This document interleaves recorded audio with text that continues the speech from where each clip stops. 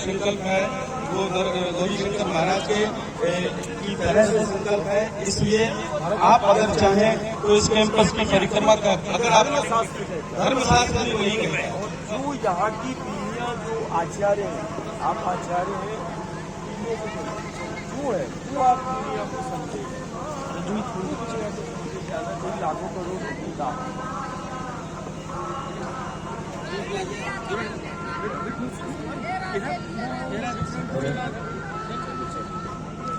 सभी जितने महाराज जी की सांस में आए सभी भाई ध्यान देंगे।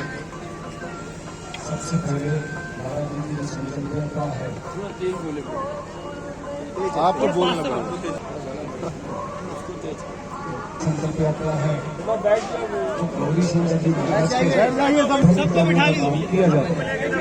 दूसरे जो टूरिज्म आते हैं, जो टूरिस्ट लोग आते हैं, उनको कोई गाइड नहीं करता, उनको गाड़ी वाला कुछ नहीं बताता, उनको जो गाइड है वो भी कुछ नहीं बताता, नगर पंचायत के लोग भी उसको कुछ नहीं बताते हैं।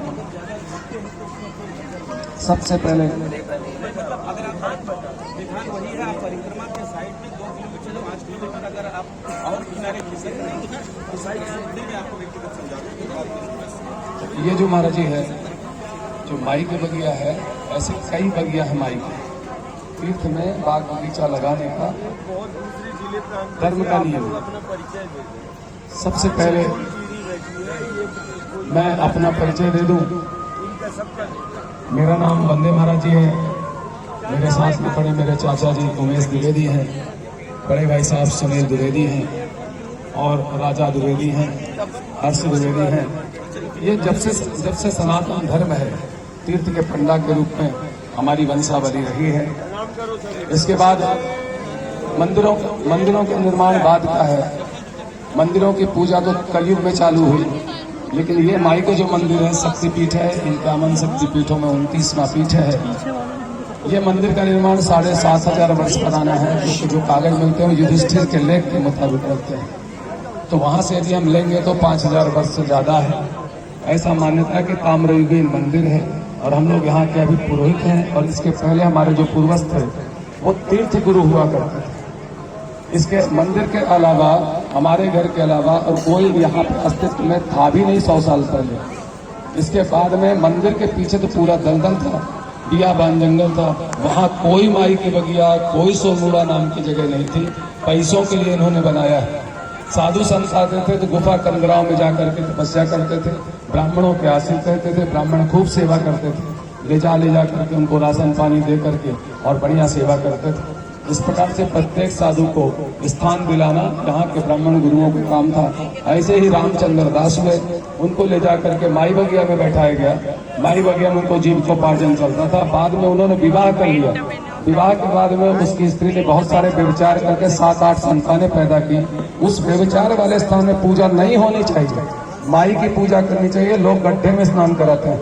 नर्मदा को छोड़ करके परिक्रमावासी गड्ढे में स्नान करने के लिए मजबूर है।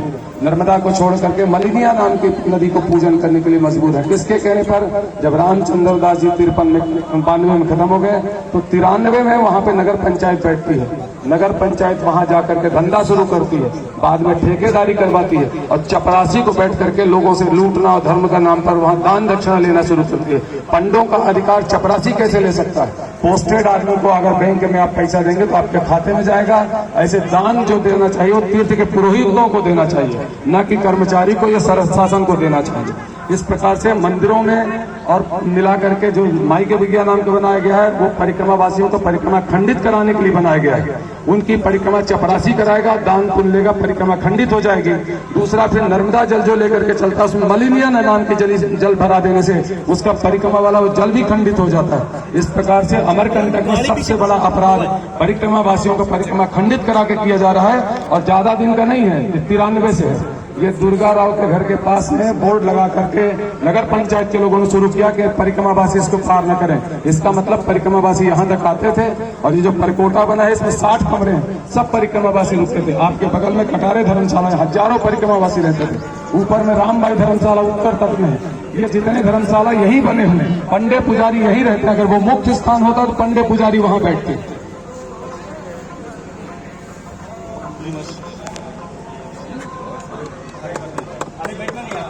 कुर्सी लगा, कुर्सी ऋषि भैया। आपका ग्रुप भाई की बगिया जाना चाहता है तो जा सकता है, लेकिन गौरी शंकर महाराज की जो विधा थी उसमें माई की बगिया का कोई अस्तित्व नहीं था, इसलिए नर्मदा जी के कुंड को ही पार करते थे। उस समय ज्यादा निर्माण नहीं था, ये कैंपस भी नहीं बना था, तो गौरी शंकर महाराज ने जो कि ये 2000 वर्ष प्राचीन कुंड है, तो कुंड का ही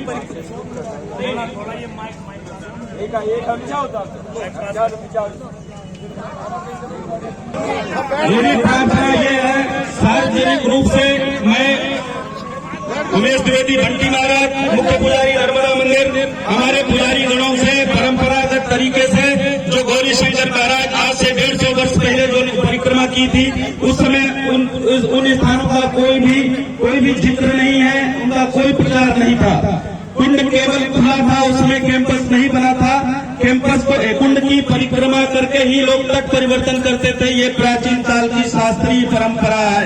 महाराज जी से मेरा अनुरोध है, अगर हमारे पूर्वजों के हमारे इतिहास की मान्यता आप अगर रखते हैं तो इस कैंपस को पार करिए और दक्षिण तट में जल परिवर्तन करिए। जिन्हें जो सोचना है, जिन्हें जो मानना हो माने, माता नर्मदा सबके ऊपर कृपा एक बराबर करती है। नर्मदे यहाँ जितना भी परिक्रमावासी है जो जिले प्रांत का है, ये ध्यान देना भाई, ध्यान देना, करोड़ों की आस्था का केंद्र परिक्रमावासी विशेष ध्यान देना। अमरकंटक उस जगत कल्याणी का आद्य शक्ति भगवती का वो प्राकट्य स्थल है। यहाँ पर जो आचार्य बैठे हुए हैं, ये आज की नहीं, कई पीढ़ियां हो गई। कितना पीढ़ियां हो गई है महाराज जी? आचार्य कितने पीढ़ी? 14 पीढ़ी। ये 14 पीढ़ी का उल्लेख है। ये 14 पीढ़ियों की वंशावली बैठी है।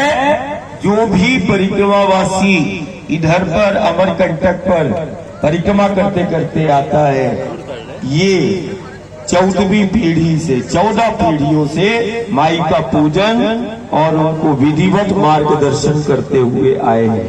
ये प्रामाणिकता है, इसको कोई दुनिया की ताकत नहीं काट सकती। ये पुरानी पीढ़ी है। राधेश्याम भैया कहाँ है? हाँ, आप भी है ना, करोड़ों आज